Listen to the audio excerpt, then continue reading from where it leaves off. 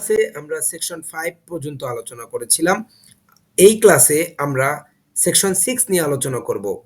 আমরা প্রথমেই জানিয়ে দিই, সেকশন 6 পড়তে গেলে আমাদের কিছু ধারা একসাথে রিলেট করতে হবে। আমরা সেকশন 6 এর সাথে রিলেট করব সেকশন 5 এর ক্লজ সি।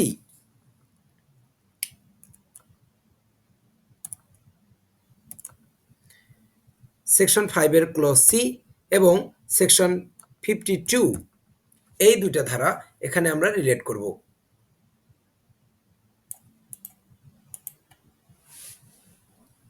এখন আমরা সেকশন 6 পড়ব।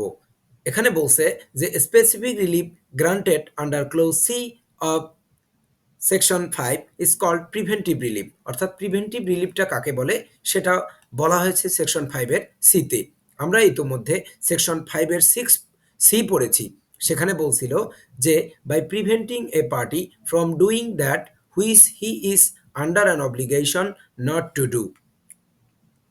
অর্থাৎ যা না করার ব্যাপারে তার বাধ্যবাধকতা রয়েছে একটি পক্ষকে তেমন কাজ করা থেকে বিরত রাখার মাধ্যমে। এভাবে প্রিভেন্টিভ রিলিফ দেওয়া যায়। এখন এই প্রিভেন্টিভ রিলিফটা আসলে কিভাবে দেওয়া হয় সেটা সেকশন 52 তে বলছে।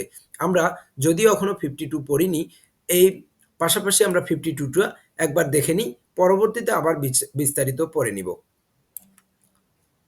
সেকশন 52তে যদি আমরা যাই, সেখানে বলছে টাইটেলে প্রিভেন্টিভ রিলিফ হাউ গ্রান্টেড, অর্থাৎ প্রতিরোধমূলক প্রতিকার কিভাবে প্রদান করা যায়। নিরোধমূলক প্রতিকার আসলে আমরা এটাকে তিনভাবে বলতে পারি। একটা হচ্ছে কি নিরোধমূলক প্রতিকার, একটা হচ্ছে প্রতিরোধমূলক প্রতিকার, অথবা নিষেধাত্মক প্রতিকার। এই তিনটি কথাই একই অর্থ বহন করে। প্রশ্নে যদি এরকম থাকে তাহলে বুঝে নিতে হবে যে এটাই হলো প্রিভেন্টিভ রিলিফ। এখানে সেকশনে বলছে যে preventive relief is granted at the discretion of the court. এখানে এই কথাটা অনেক ইম্পর্ট্যান্ট।